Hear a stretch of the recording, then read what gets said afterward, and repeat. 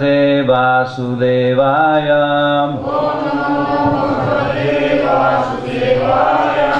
Om Namo Bhagavate Vasudevaya.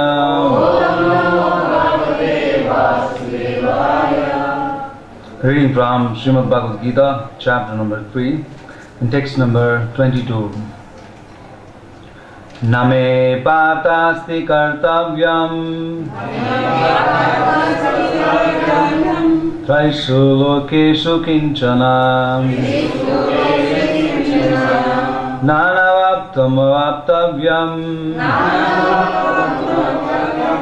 Vartayeva cha karmani Name patasti kartavyam Traishu lokeshu kinchana Nanavaptam avaptavyam Vartayeva cha karmani. Na, not, me, mine. Partha, O son of Pritha. Asti, there is. Kartavyam, prescribed duty. Trishu, in the three. Lokeshu, planetary systems. Kinchana, any. Na, nothing. Anavaptam, wanted. Avaptavyam, to be gained. Varta, I am engaged. Eva, certainly. Cha, also. Karmani, in prescribed duty. Translation and purport by H.G.Kamlakanta Prabhu. Translation. O son of Pritha, there is no work prescribed for me within all the three planetary systems. Nor am I in want of anything, nor have I a need to obtain anything, and yet I am engaged in prescribed duties. Purport. The Supreme Personality of Godhead is described in the Vedic literatures as follows. Tamishwaram paramam maheshwaram tam devatanam paramam cha daivatam patim patinam paramam parastat vidama devam bhuvanesham idayam natasya karyam karanam cha vidyate natat samascha vidikascha drishyate parasya shakti vividaiva shruyate swavaviki jnana balakriya cha.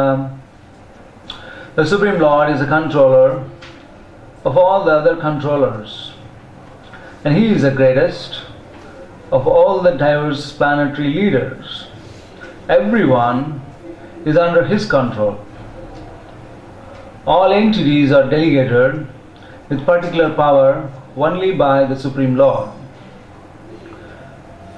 They are not supreme themselves. He is also worshipable by all the demigods and is the supreme director of all the directors. Therefore, He is transcendental to all kinds of material leaders and controllers and is worshipable by all.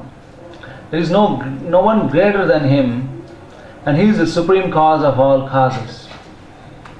He does not possess a bodily form like that of an ordinary living entity. There is no difference between His body and His soul. He is absolute. All His senses are transcendental. Any one of His senses can perform the actions of any other sense. Therefore, no one is greater than Him or equal to Him.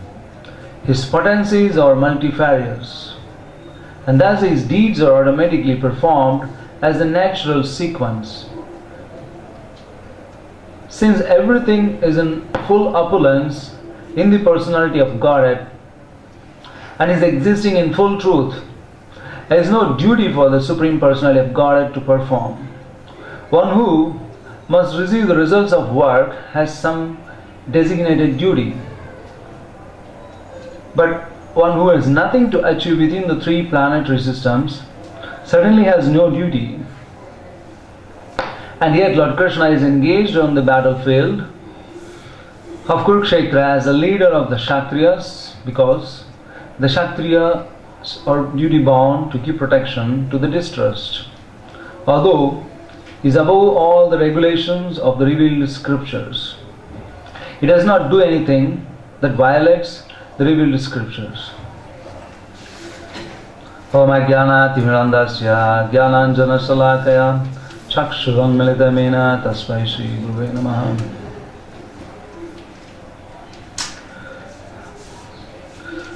Today, Panchagora Prabhu is supposed to give class. Suddenly, he is unable to, so he just substitute me. And I'm not a good speaker, and I'm not very knowledgeable. So don't take it seriously if I am unable to present it in a very precise manner. So I will try my level best to serve the devotees. And so here in this sloka, Sri Krishna is explaining to Arjuna and presenting himself. In the previous, he gave the example of Maharaj Janak, and the next he said about him, about the great personalities, if whatever the actions they perform, common man will follow, and the standard, whatever they set, it becomes an example, and all the world pursues. And now he sets his own example. He himself, he is the supreme personality of Godhead, as all the Vedic scriptures reveals, and all the previous acharyas, and all the sages and munis and etc., all the big personalities present, they prove that Krishna is the supreme personality of Godhead. Now in the battlefield of Kurukshetra, he is explaining to his very dear devotee Arjuna that he has to perform his prescribed duty, which is one must do, which is prescribed for you, that you have to do. You cannot escape from that, because you are Kshatriya. You are duty bound to protect the citizens and to rule the kingdom, as well as many other qualities whatever the Kshatriya has. So he's trying to convince Arjun here to perform the duty of a Kshatriya. Just like here, the Supreme Lord is glorified in the Vedas, that he is the controller of all the other controllers. In this material world we see whoever is in the material world has a tendency to control someone, or and everyone has a tendency at least to control his family, or as a husband he wants to control his wife or his children, or etc., like that. And not only that, we see also in the material world there are many leaders who compete with each other to control. And there are elections for that, there are politics, and then management, etc., just for one thing, to control and to lead.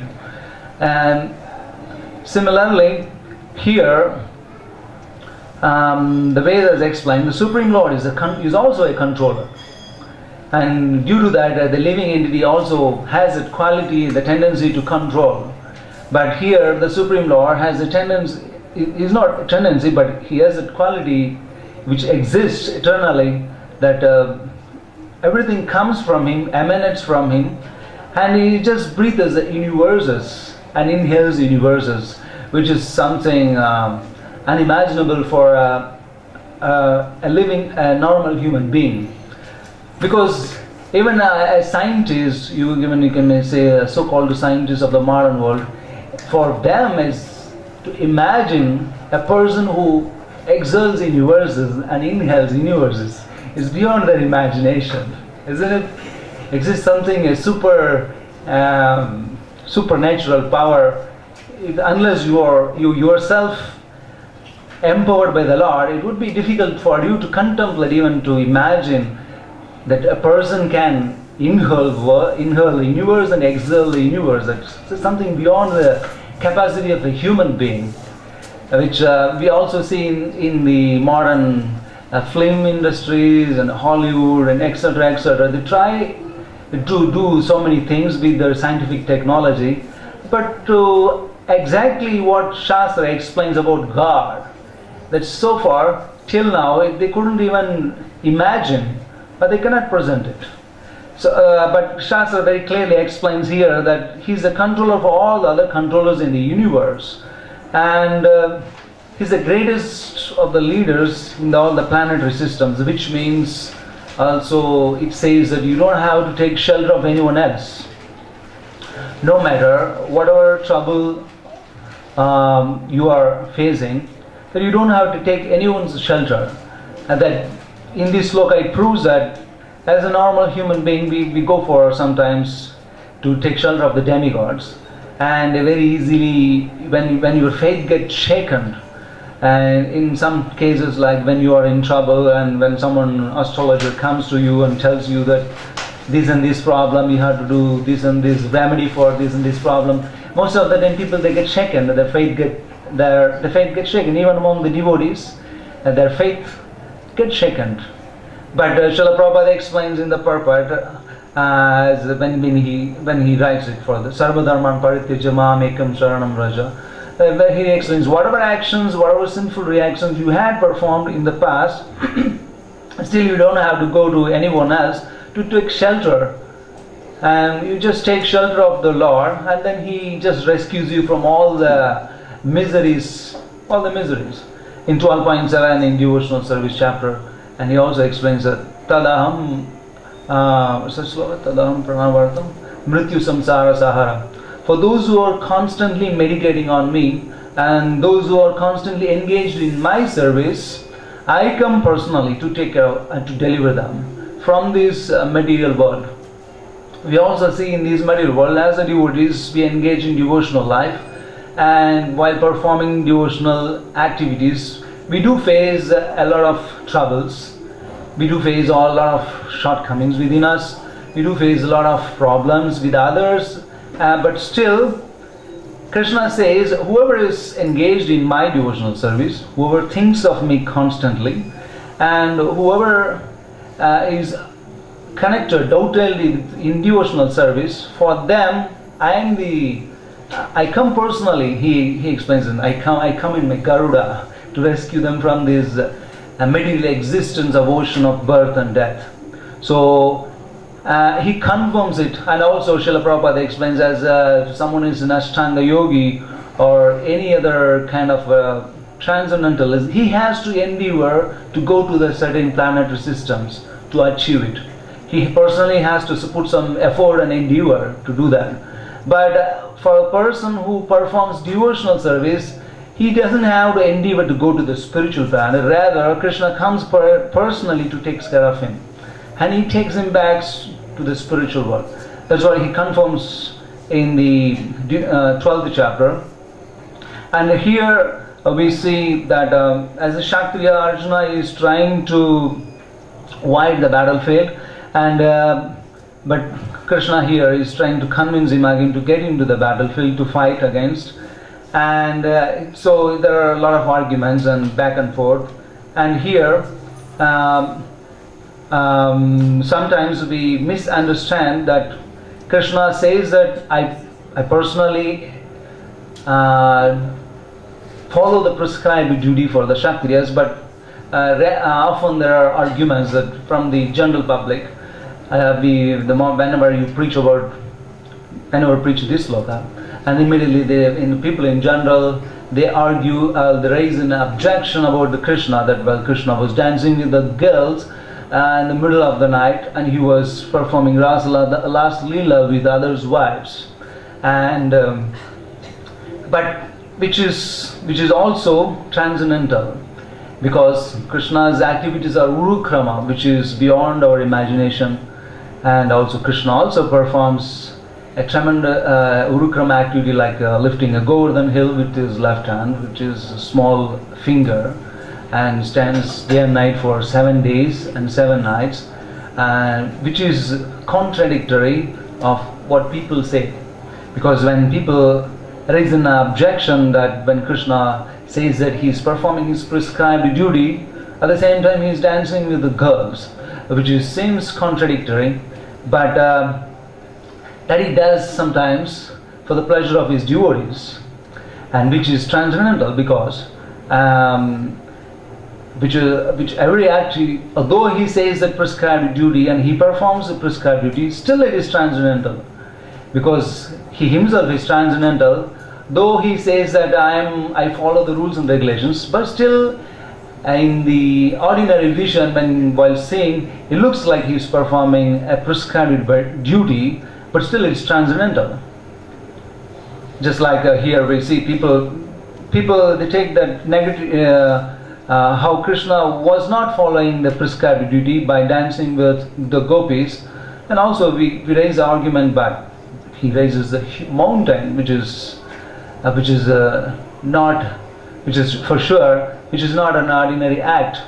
Raising a mountain with his left hand is not a joke, which is a transcendental person, and obviously which is not everyone can perform the duty. So here through the Shastra, and Krishna explains that he is above all the rules and regulations of revealed scriptures. He does not do anything that violates the revealed scriptures. But as Krishna, he says, and he also breaks it for the pleasure of his devotees, which means as the devotees we don't mind Krishna does anything like that. But for an ordinary human being, it's a big thing for them. But for a devotees, Krishna is doing something which is violating the regulatory principles, like telling lies or doing something abominable, which doesn't affect the devotees, which doesn't lacks the devotees' faith, or make them think that whether he is God or whether he is really transcendental, which cannot, because the moment we started convinced that he is the Supreme Personality of Godhead and he is our goal and he is the person whom I am looking for eternity, and in that stage devotees cannot be he cannot be shaken in his faith, in his devotion, etc., etc. Though just like with the gopis as well, when Krishna, he did say his lies and he goes out from Vrindavan, he goes to Mathura, but still, because gopis have an unalloyed devotion for the Lord, but whatever the acts he performs is Urukrama acts, which is beyond our imagination, or maybe in abominable acts, doesn't affect them. Neither of the acts, it doesn't affect it, because they were too attached to them, it doesn't affect them. But at the same time, if you are not attached, and then it can affect you, and you might think that maybe Krishna may be partial, or maybe you are partial with Krishna, or maybe you can think that maybe he can help us, maybe he cannot, or maybe we can doubt his potencies. So here he tries to convince Arjuna to take up his prescribed duties as a Kshatriya, and as a backup, Srila Prabhupada gives a lot of verses from different Puranas and Upanishads, that he says that he doesn't possess bodily form like that of an ordinary living entity. Just like once we went to a college for the students, and they asked, what is God? What does God means? And then I just told, God means one who is not created by anyone. He is God. God, the definition of God means that someone is not created by anyone. And he asked, what is absolute truth? Anything which is absolute, speaks about the absolute, absolutely, is called absolute truth. And because everything is absolute, about the absolute truth. And because God is someone who is not created by anyone. And He Himself is a cause for all the causes. And He is eternally like that. And if you start thinking that God is someone who is created by someone, and then who is the cause for him, and who is for that person who has created that person, there is no end. So Krishna here says that He is the cause of all the causes, and His body is transcendental, which means there is no difference between His body, and there is no difference between His soul. And He Himself, the soul is Krishna, and the body is also Krishna. There is no difference between Him and His body. As we there is a lot of difference between our body, physical, the gross body, and the soul, which in general, the very basic principle which we present to the people in the beginning, very beginning, is that we are not this body. But when you speak about God, the God is body as well as soul, both are the same. So here, that means it's transcendental, because the body of Krishna and the body or soul is both are the same. And all His senses are also transcendental, which means the living normal human being cannot use one senses for a different work.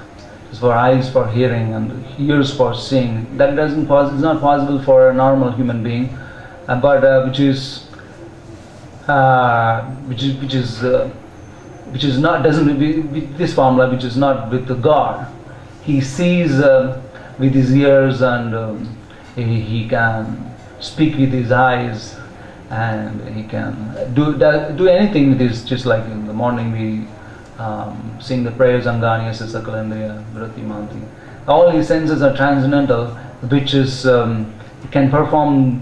One senses can perform the activity of the other senses, and also there is no one greater than him, and also there is no one equal to him. Because someone is equal to him, and then we may question that there is someone equal to him, and if someone is higher than him, and we may say there is someone higher than God. So Shastra explains that no one is equal to God, and there is no higher than God. But rather, if we take it in a transcendental way, with the devotee, sometimes Krishna becomes a devotee's servant. He becomes a chariot driver, and he becomes a son of a lady, or he becomes a husband of a girl, just like that. But which is also transcendental, and which presents his unique position that he is and he is not. Which means he's with his activities. He says that he externally looks like he performs activities of a human being, but at the same time he is not a human being.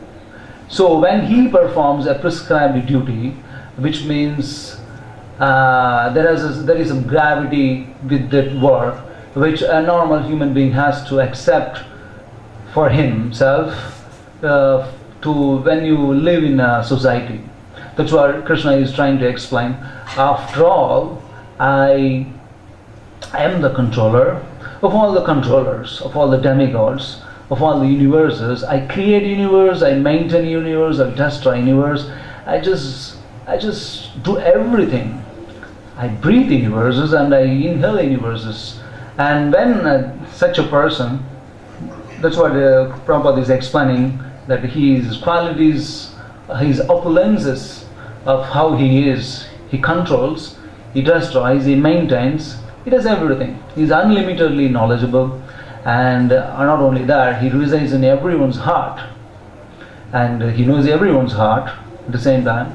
And such a person, when he comes to this material world, then he takes an ordinary role of being a normal human being. Because a lot of the time we see that in the material world, power corrupts. When you become powerful, when you become a leadership, when you become a very your position is very high. Obviously, sometimes we see such people, they can get corrupted. But Krishna as a God, when he comes, he follows a normal standard. That he also plays like a child, and when he grows up, he has to follow his father's order, And when he becomes a king, as a king he does a king's duty, and when he becomes a husband, he takes care of his wife and makes sure she's satisfied in all respects, and his children's as well, and which means he says that I don't violate the rules and regulations, because as already spoken in the previous verse, if I violate, and people they take it for granted that when God violates, why not I? I can also do, because when God created this world, God does everything, when He's a controller of everything, but when He comes in this world, He violates too. Just like already people, they have, when you say that not more than illicit relationship, everything, when you speak about no illicit relation, etc., so then people raise the question immediately. They question about Krishna only. Why Krishna is also doing, why not I am? Immediately when they raise they object immediately. That means they always find a loophole to do something abominable, or something which is pleasurable, which gives pleasure to him. And also here, Srila Prabhupada explains, unless you are you take pleasure in yourself, you have to follow the prescribed duty, which means unless you are a self-realized soul, is this prescribed duty bounds you. Otherwise, just like Prabhupada gives an argument, everything belongs to God. Whatever you eat, you breathe air, it belongs to God. In the daytime, the sunlight, and in the nighttime, in the moonlight. And the moonlight nourishes all the greens and all the vegetations and the trees and etc., which they get essence from the moonlight. In the daytime, to the sunlight, you get all you get life, and also you get air, you get fire, everything gets from the God. Then why don't you worship God? If you get everything from God, and then why don't you worship Him? Which is a very simple argument for the people who in general, why I should worship God, why I should follow prescribed duty, what He says. He creates a Shastra, and He speaks the Bhagavad Gita, and He says you shouldn't do that, you shouldn't do this, and why I should do that? Because you are dependent on His energies. Sometimes you are dependent on His external energy, otherwise you are dependent on His internal energy. When you become His devotee, when you transcend, or even before you you are more or less you are working under the internal potency of the Lord, and when you are in Maya, you are working with the external potency of the Lord. Either way, we are controlled by the Supreme Personality of God. So why not worship God? That's also a simple argument which we can raise, or which we can give for the people in general to understand why one should worship God. Why He is forcing Arjuna to fight, because He is God. Everything comes from Him. He controls everything, and you are dependent on Him. So in that sense, you should worship God.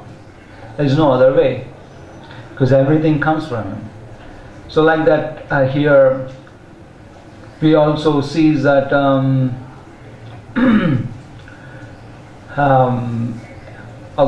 He's a controller, and He's a supreme human being, and all the potencies comes from Him, and still He follows the prescribed duty, and which is, by following that, a human being can gradually come up to the level of transcending the modes sooner or later, at the time of, because when we say, if you just don't follow, and we follow, if you are not under any prescribed duty, anyway you are going to suffer.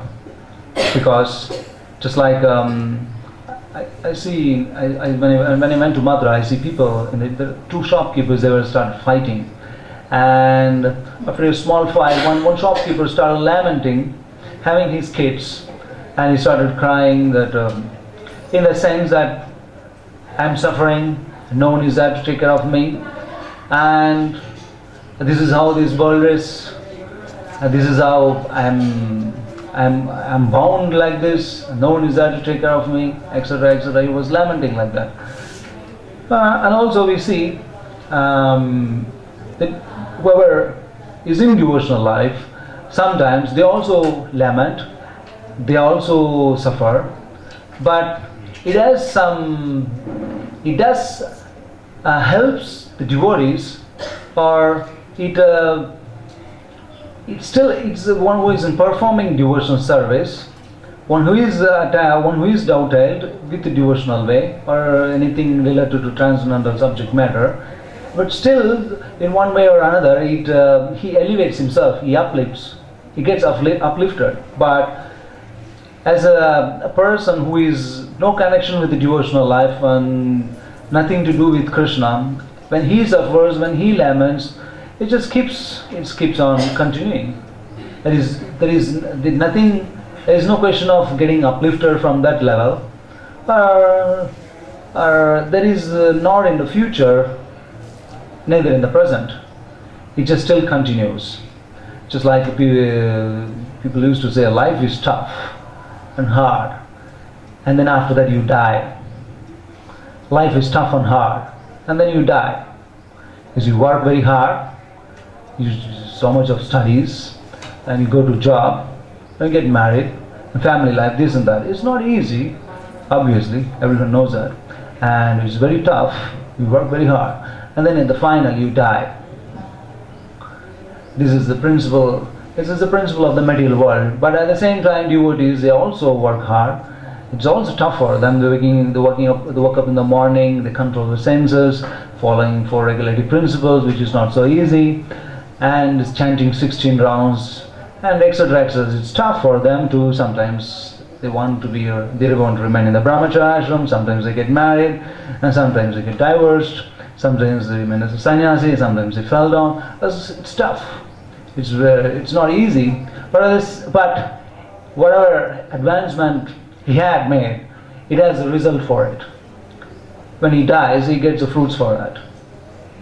But in a normal way of living, when you work hard, do everything, you put all your effort, etc., etc., but when you die, nothing comes with you.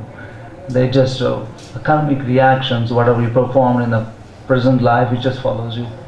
But as a devotee, as the one who follows prescribed duties, as to please the Lord, to please Krishna, because he wants it, so we do that. That is the highest form of devotional service. One thing is you do the work without attachment for the fruits, or maybe attached to the fruits. And the second thing is that you do the work without attachment for the fruits, but you attach to the work. And the third thing is that you just do it for the Guru. He just told me that I should do that, so I just did it. And this is the very highest performance of your duty. So I will stop here. If there's any questions, comments, I can